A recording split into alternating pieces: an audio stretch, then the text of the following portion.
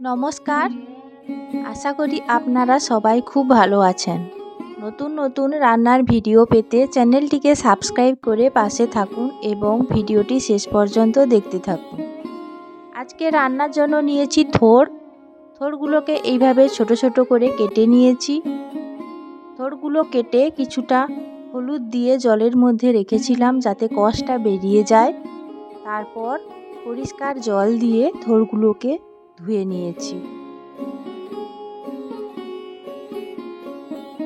এই থোড় আমাদের শরীরের পক্ষে খুব উপকারী। রান্নার জন্য নিয়েছি কিছুটা আলুগুলোকে এইভাবে ডুমো ডুমো করে কেটে ধুয়ে নিয়েছি।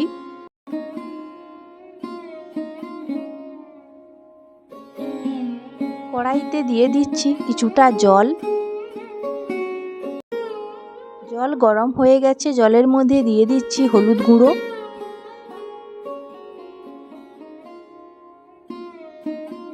এবার দিয়ে দিচ্ছি ধুয়ে রাখা থোড়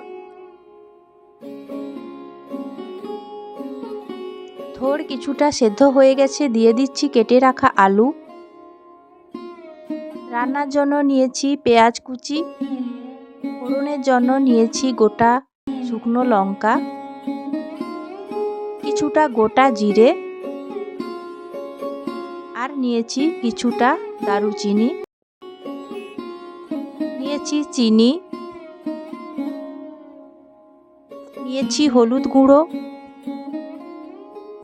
লবণ, নিয়েছি লঙ্কা গুঁড়ো। দেখুন থোড় ও আলু ভালোভাবে সেদ্ধ হয়ে গেছে। আলুগুলো খুব সুন্দর সেদ্ধ হয়েছে। ডালনা রান্নার জন্য নিয়েছি মুগের ডাল আমি ভালো করে ধুয়ে নিয়েছি।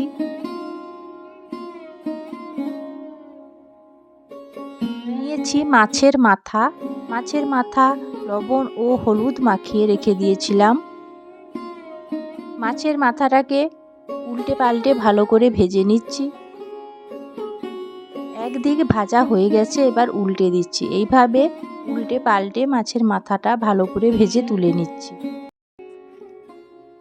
মাছের মাথা ভাজা হয়ে গেছে, তুলে নিচ্ছি। আবারও কড়াইতে দিয়ে দিচ্ছি পরিমাণ মতো জল। এবার দিয়ে দিচ্ছি ধুয়ে রাখা মুগের ডাল।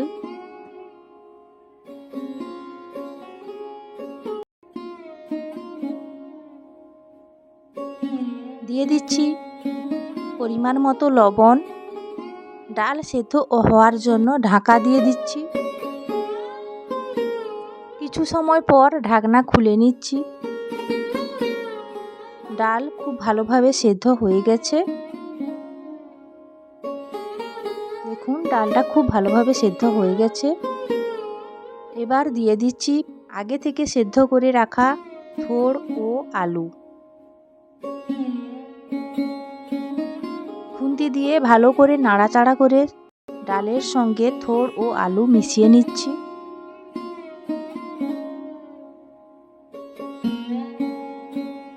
সব কিছু ভালোভাবে সেদ্ধ হয়ে গেছে। এবার ঢেলে নিচ্ছি।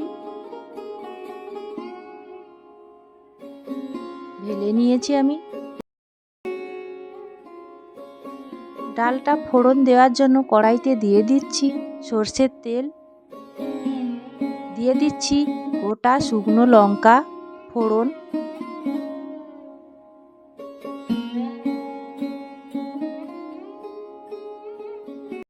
দিয়ে দিচ্ছি গোটা দারুচিনি,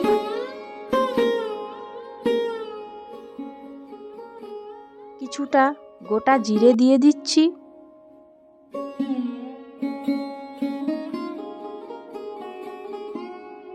জিরে শুকনো লঙ্কা ভাজা হয়ে গেছে, দিয়ে দিচ্ছি পেঁয়াজ কুচি। কিছুটা নাড়াচাড়া করে ভেজে নিচ্ছি। এবার দিয়ে দিচ্ছি হলুদ গুঁড়ো,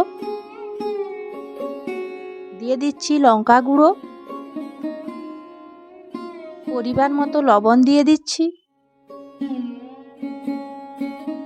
মশলাটা ভালো করে নাড়াচাড়া করে কষিয়ে নিচ্ছি। মশলা কষানো হয়ে গেছে, আগে থেকে ভেজে রাখা মাছের মাথা দিয়ে দিচ্ছি। খুন্তি দিয়ে মাছের মাথা কিছুটা ভেঙে নিয়েছি, আবারও কষিয়ে নিচ্ছি। মশলা কষানো হয়ে গেছে, এবার দিয়ে দিচ্ছি সেদ্ধ করে রাখা ডাল ও থোড়।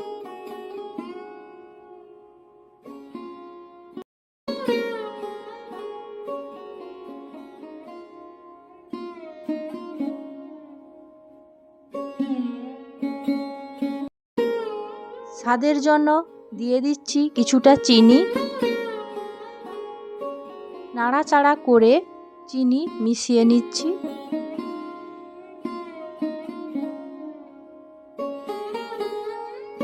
দেখুন এইভাবে মুগের ডাল ও মাছের মাথা দিয়ে থোড়ের রান্নাটা আমার হয়ে এসেছে।